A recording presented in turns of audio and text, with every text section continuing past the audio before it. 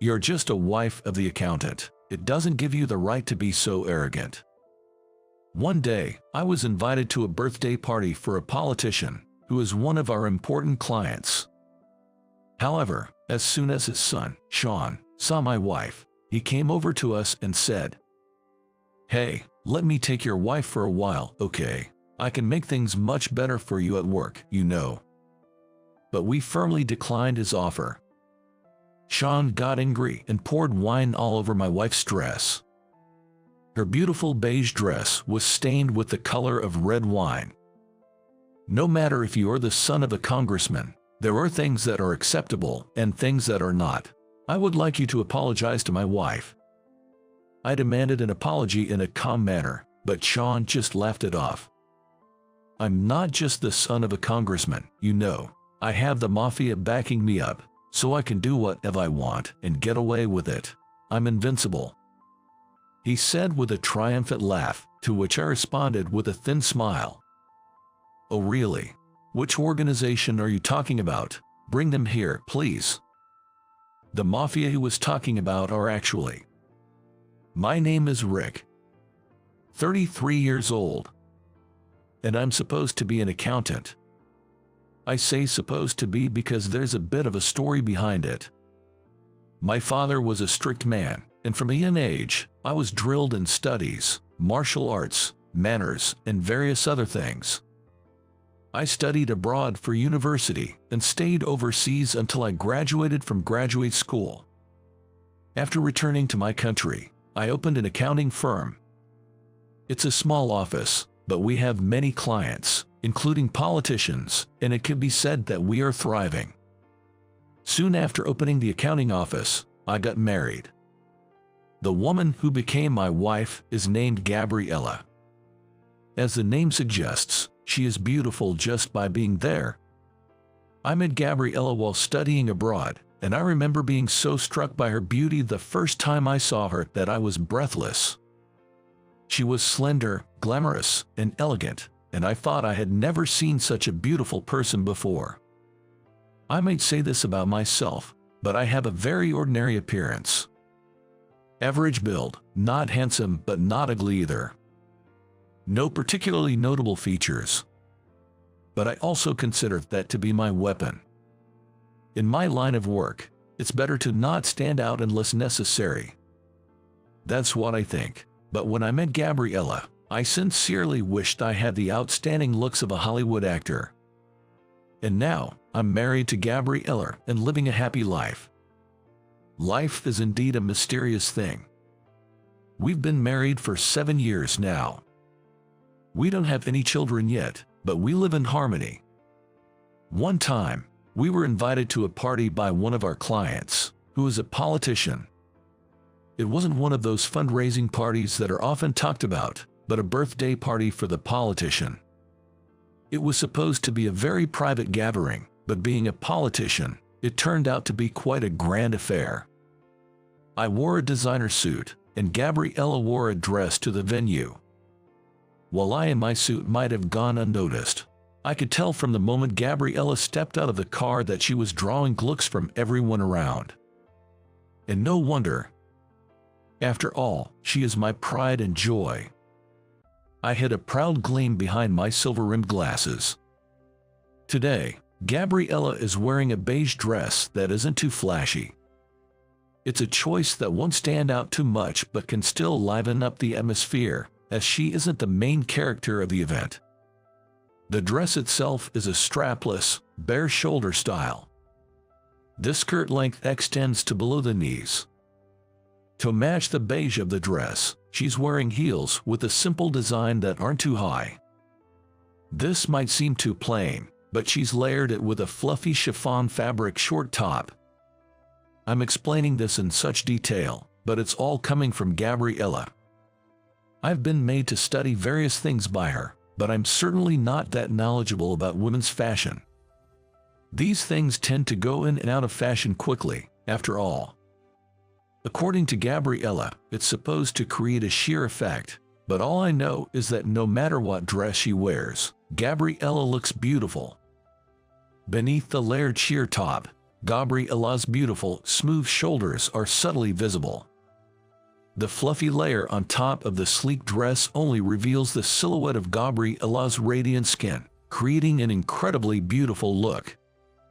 Upon closer inspection, it's quite sexy, but since Gabriella's makeup is subdued today and her hair is styled in a simple curly look, she appears nothing but elegant. You look amazing, Gabriella, as always. I say, honestly impressed, when she shows me the final look at home. Oh, please, flattery will get you nothing more than a hug.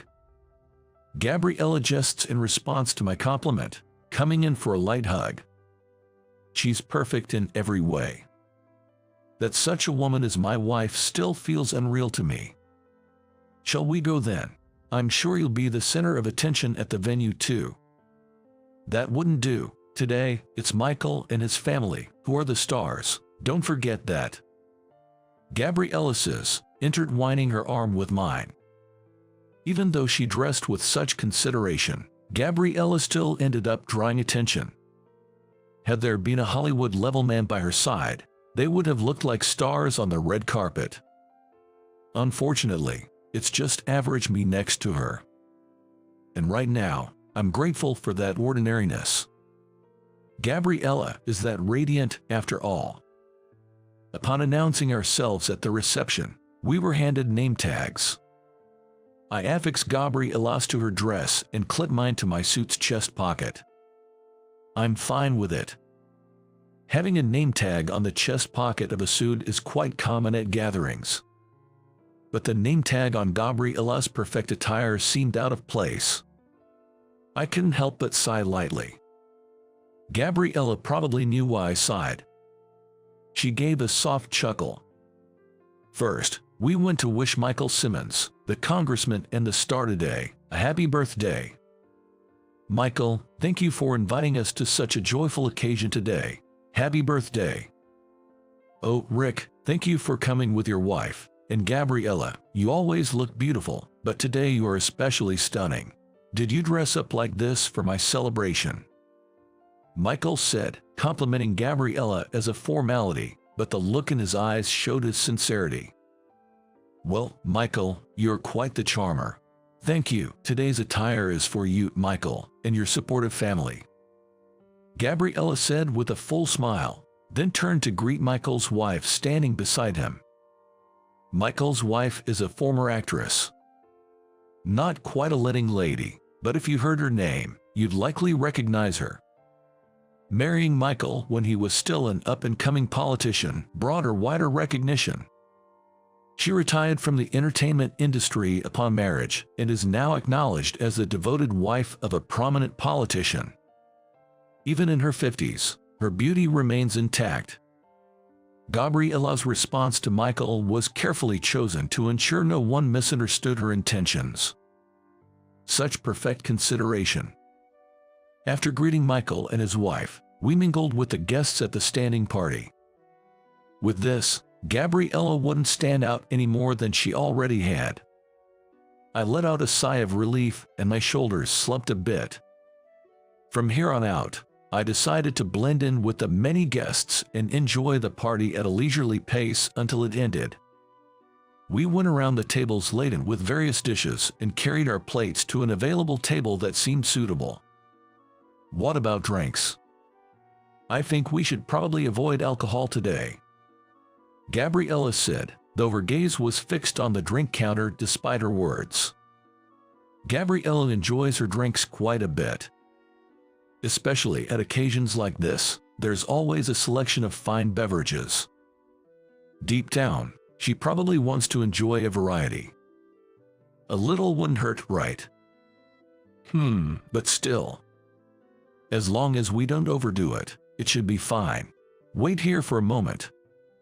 Saying that, I headed towards the counter, and Gabriella stuck out her tongue playfully. Despite her appearance, she has these lovely moments that I absolutely adore. I casually picked out a drink that I thought would suit Gabriella. It would be nice if we could have a little taste of each. I can finish off the rest. I ordered at the bar counter and got a late white wine and a whiskey on the rocks. This whiskey is extremely popular worldwide right now. What used to be readily available at local liquor stores has become scarce and premium priced. But there was plenty of that rare whiskey here. Indeed, that's one powerful politician. Since it's available, I might as well enjoy it a bit. Getting drunk isn't a goal. I just want to savor the flavor of the alcohol, so a small taste like this is perfect. As I took the glasses and was about to return to Gabriella, I noticed some commotion. It seemed like someone was bothering Gabriella. I regretted leaving her alone. With her beauty, it was inevitable that someone with ulterior motives would seize the chance to approach her. I recognized the face of the man causing the trouble. It was Ulrich's wife. Waiting for Gabriella to be alone, Michael's eldest son, Sean, approached her with that line. "Yes, I am." "Just perfect. Let's have a drink together." Sean tried to put his hand on Gabriella's shoulder familiarly, but she smoothly dodged it. "I'm sorry, but I'm not much of a drinker." "If you can't drink, that's fine. Then, pour for me." He was treating Gabriella so bad. Holding glasses in both hands, I hurried back to Gabriella. "Rick." Gabriella noticed my return. "Excuse me, did my wife do something rude to you?" "I'm well aware there hasn't been any rudeness, but the person in question is the son of a client. It's necessary to handle the situation with courtesy." "No, I just asked your wife to drink with me, and she said she couldn't drink, but apparently it was a lie." Sean looked displeased as he saw the glasses in my hands and said so. "No, it's not a lie, she can drink, but we thought it best not to drink much today, so we're just having a small taste." Sean looked at me skeptically, then turned his gaze back to Gabriella. "She is too good for you, right? How can a plain, boring guy like you, who could be found anywhere, end up with such a beauty?" I hesitated a bit before responding. Sean's remark wasn't entirely unjustified. Indeed, from any perspective, I am a man without any distinguishing features. On the other hand, Sean could be considered handsome by anyone just based on his appearance. Tall and slender, with a physique that suggests he works out, his chest and arms are well defined, much like his beautiful mother. "Hey gentlemen, don't you think I'm tens of times more suitable for that beauty than someone like you?" Yes, based on looks alone, Sean might be more suitable for Gabriella than me. But that's only if we're talking about looks. "Hey, let me take your wife for a while, okay? I can make things much better for you at work, you know." Then Sean made an outrageous proposition. "It's not a bad deal, right? A win-win for both of us. Isn't that the way to go?" "No, thank you." Gabriella cut him off with an immediate response before he could finish. "I refuse as well."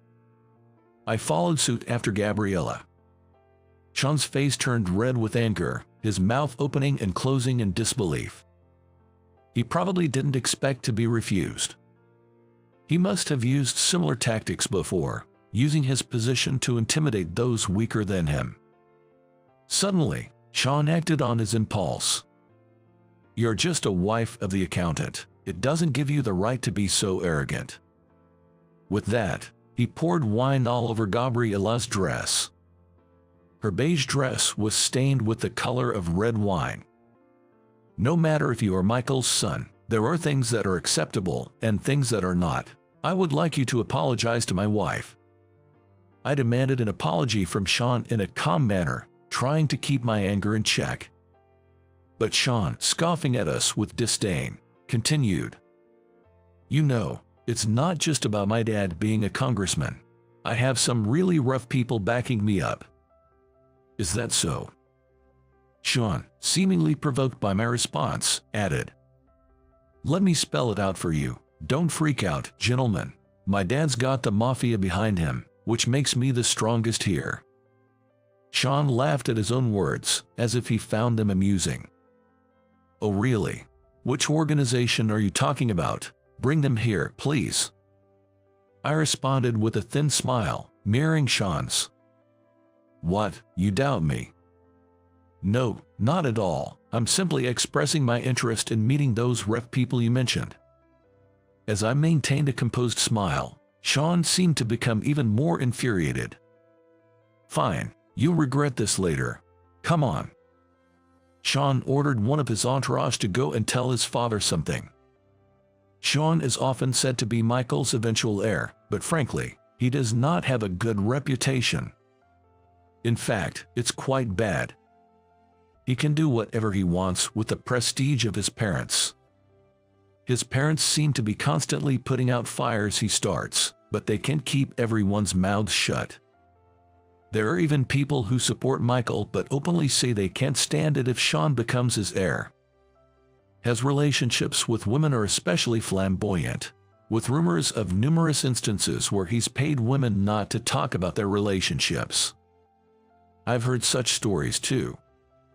Sean himself has no power, but his parents do, and furthermore, they have rough people backing them up. From those facts, he must be mistaken that he has the power. That's a clear case of the ass in the lion's skin. Prompted by Sean, his minion ran off straight to Michael. Likely a routine they've performed countless times before. It was a rather impressive display of teamwork. As I was pondering this, Gabriella swiftly took the 2 glasses from my hand and poured the white wine generously over the red wine stain on her dress.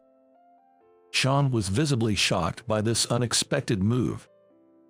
"Did you know you can dilute a red wine stain with white wine?" Gabriella said, and then she took a swig of the whiskey on the rocks.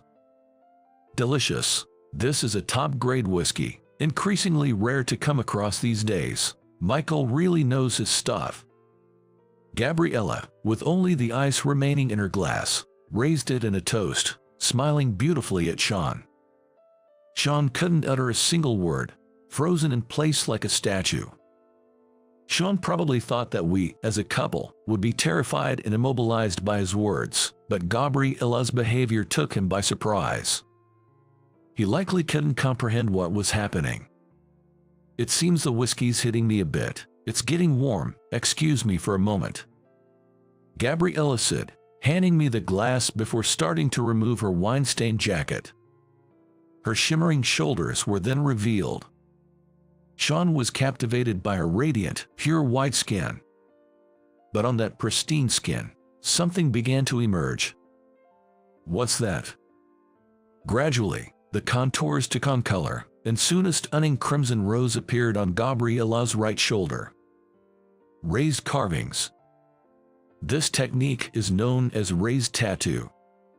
Commonly referred to as tattoos or ink, those in the know prefer the term carvings. Gabriella's body bore these carvings from her right shoulder across her back and down to her left inner thigh, all adorned with crimson roses. Even Sean seemed to faintly realize that a woman with such tattoos was no ordinary person. His complexion turned pale. Gabriella, with a smile reminiscent of a celestial being, slightly lifted the hem of her suit to flash the rose on her left thigh at Sean. There was no need to give such a show to someone like him, though. That's what I thought, but the brief glimpse had a profound effect, turning Sean's already pale face completely white.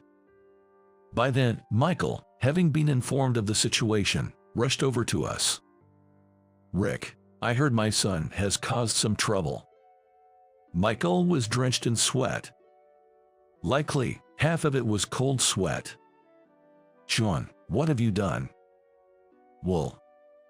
Sean trembled under Michael's stern gaze. He had likely been indulged as the heir, getting away with anything up until now. This was probably the first time he had seen his father in such a state.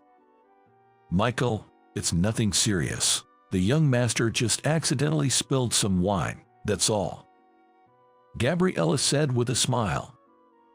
"Yes, it's nothing significant, just a minor mishap, like from a child."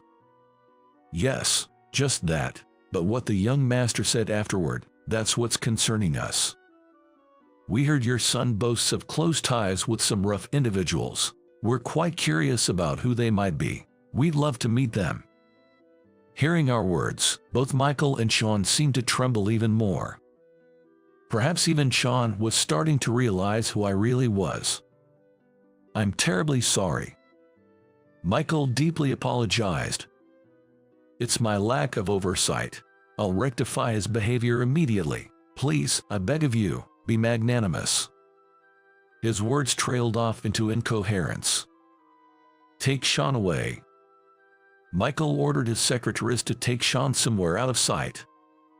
It's a family matter now, Gabriella. We should probably take our leave, I suggested. Yes, I think so, and we got to enjoy some fine wine, Gabriella agreed. We left the rest to Michael and exited the venue. The rough person Sean mentioned was actually me. Officially, I run an accounting firm, but behind the scenes, I'm involved in what you might call the economically literate mafia. When I was born, my father, discerning that the mafia world couldn't sustain itself as it was, rigorously trained me as his heir. And Gabriella, too, comes from a mafia family. Her father was a mafia member from the good old days but seemed to have realized that they couldn't continue that way. Both our fathers bet on our marriage for survival, marrying their children to each other. Due to various complications domestically, our meeting and subsequent marriage took place overseas. It was essentially a political marriage. However, I fell in love with Gabriella at first sight. Her beauty, of course, but also her spirited nature, as we all saw earlier. I thought she was truly a magnificent woman. Gabriella, on her part, wasn't too keen initially. She fancied the typical tough guys seen in mafia movies. So, for the sake of her family and the organization, she reluctantly accepted the marriage to me. But as we got engaged and spent time together, she fell in love with my inner self, too. Rick might look like a civil servant, but inside him resides the soul of a mafioso. She'd say, seemingly complimenting me. And so, we became a deeply in love couple. Now, we can imagine life without each other, such is the depth of our mutual affection. People like Sean, small-time pikes, are what we despise the most. We know exactly what the word mafia means. That's why we never harm ordinary folks. But someone like Sean, who has no power of his own, tends to trample on others with the help of others. Michael keeping someone like him as the heir, we see their future not good, you know. Gabriella said, intertwining her arm with mine. Indeed, but maybe we should give him a chance once, I replied. Jess, we've known each other for a long time, after all, Gabriella added. We closely observed what Michael would do next. Shortly thereafter, Sean entered a period of illness and retreated from public life. It's likely just a cover story. Michael appointed a secretary as his heir. The Simmons family has only Sean as a male heir. They have 2 daughters, and it seems the eldest and the secretary are to be married. I wonder what this secretary is like, Gabriella mused. He's quite an impressive individual. There had been talk that he would make a good heir for a while now, I informed her. Then the only issue is whether the eldest daughter can come to love him. Gabriella pondered, her expression turning slightly sympathetic as if recalling her own experiences. I'm lucky to have married someone I love so dearly, but I would have felt sorry if that weren't the case, she reflected. I feel the same. I'm happy because it's Gabriella, but who knows how things would have turned out otherwise. I confessed, speaking my truth. Even if Gabriella hadn't been my partner, I would have married for the sake of my family and organization and would have taken care of my wife. But whether I would have felt this happy is another question. Right, and even if the person was wonderful, if the chemistry wasn't there, it just wouldn't work, Gabriella added. Indeed, I agreed. May those two cherish each other and find lasting happiness. Gabriella expressed her hope for the secretary and the eldest daughter. We wished for the happiness of the new heir couple of the Simmons family and for the further prosperity of the Simmons family. It's because these wishes are connected to the deep ties of our organization and to our own bright future. Gabriella, we also need an heir, I mentioned. At that, Gabriella blushed like the wine that day and gently rested her head on my shoulder.